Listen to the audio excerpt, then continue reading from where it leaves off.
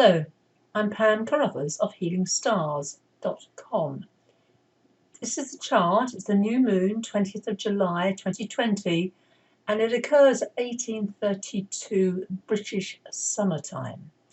Now, I've set this chart for London, and I'm using whole signs of the zodiac, and it gives a clear indication, hopefully for you, of the focus of the new moon. So here it is. This is the second new moon in the sign of Cancer. There's the sun and the moon at 28 degrees, 26 minutes, so right at the end of the sign of Cancer. The last new moon in Cancer was actually on the solstice, and we had a solar eclipse. So now what's happening is we're no longer in that intense energy that we've all been experiencing over the last month. However, there is a big however in this particular new moon, and that is that the sun and the moon are directly opposite Saturn. Same degree, 28 degrees, only a few minutes difference. Now, the sun every year will be opposite Saturn. That's not unusual. However, a new moon opposite Saturn, and Saturn's in its own sign, and the moon's in its own sign, is significant. If you notice, hopefully you've been watching my videos, Jupiter, Pluto, Saturn are all together. So over the last week or two, we've had the sun opposite Jupiter, and then Pluto, and now Saturn. Now the sun will change sign on the 22nd. It will move into its own sign, strong sign of Leo, leadership, and a fire sign. And that will really activate Mars, which is now currently in Aries down here.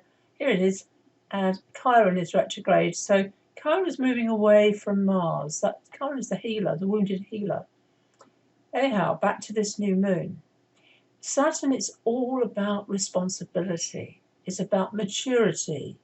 The moon is significant. It's the mother, the maternal energy, the neediness that we all have to fulfill our needs.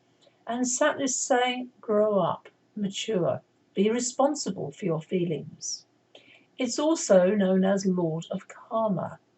Karma is, I believe, something that we can change by our actions in this lifetime. It's not fixed in stone.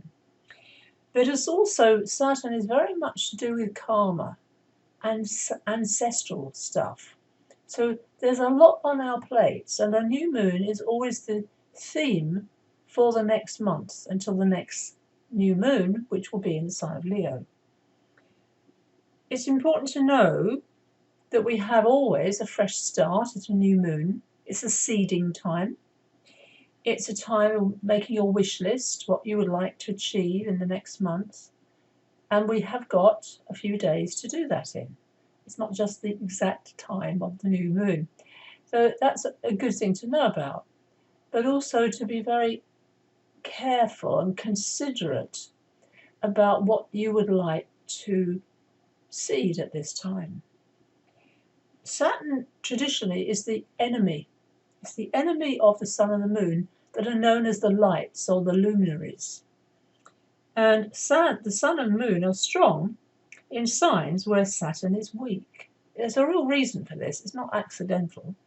The sun is dignified in Leo. The moon is dignified in Cancer. Saturn is dignified in Aquarius and Capricorn. And Saturn is in fall in Aries, which is actually the sun's exaltation, where it gives of its best. It's the strongest position. So here we're looking at Saturn, Lord of Time. Here it's important that word, time. Do we waste time? Do I waste time? Yes, I know I do. And looking at Facebook too many times in the day. Saturn is a reality check. It's the last planet in our solar system that has these boundaries. The rings around it are the boundaries. Lord of Karma is visible with the naked eye. If you've got good eyesight, I have to tell you. But there might well be another lockdown. Saturn is all about restrictions and restricting, our freedom. And it's already happening, of course, in Europe. One phrase today I read, life isn't always fair. That's very much the Saturn in Capricorn phrase. We have to accept what is reality, our gravity. We can't change gravity, remember. This planet is known as the stay after school planet. We're learning our lessons. That's totally to do with Saturn and Capricorn itself. We might well have been frustrated with setbacks. We've only just come out of the Mercury retrograde. Here's Mercury, still in the sign of Cancer. I breathe a sigh of relief. It's been stressful for me with telecommunications, especially internet stuff. And as soon as Mercury changes sign, which it's going to do, it's going to move into Leo, there is a real shift of energy. We're not there yet. We have to notice also Venus is now moving forward. Here it is in Gemini. So Venus will be moving into Cancer. There's still a lot of energy around these personal signs. Leo is personal. It's the sun. Cancer is personal. It's the moon. Gemini is personal. It's to do with Mercury. These are all personal. And meanwhile, we now have Mars in its own sign of Aries. And that is forceful. That it can be aggressive. But also it's the pioneer energy. I'm sure I've said this before. So notice with Mars, here it is down here at 12 Aries. There's Mercury at 8. Mercury is going to make a right angle to that. So we are not out of the woods. There's a lot of, how can I express it? Attack. There are protests going on. There's this whole thing about wearing a mask or not, and personal freedom. And notice my voice changes. That's the kind of rebel energy that comes through Uranus. And yet, there's also a lot of ignorance. Huge amount of ignorance. And one thing, I was talking to a friend today about Donald Trump and how, to me, I used to work in the media. I used to work for a national newspaper in the UK, the Sunday Telegraph. I was extremely proud to work with really top class men and women, journalists. It was a very good, still is I think, a good newspaper. And what Trump has done, Donald Trump, is attacked the media.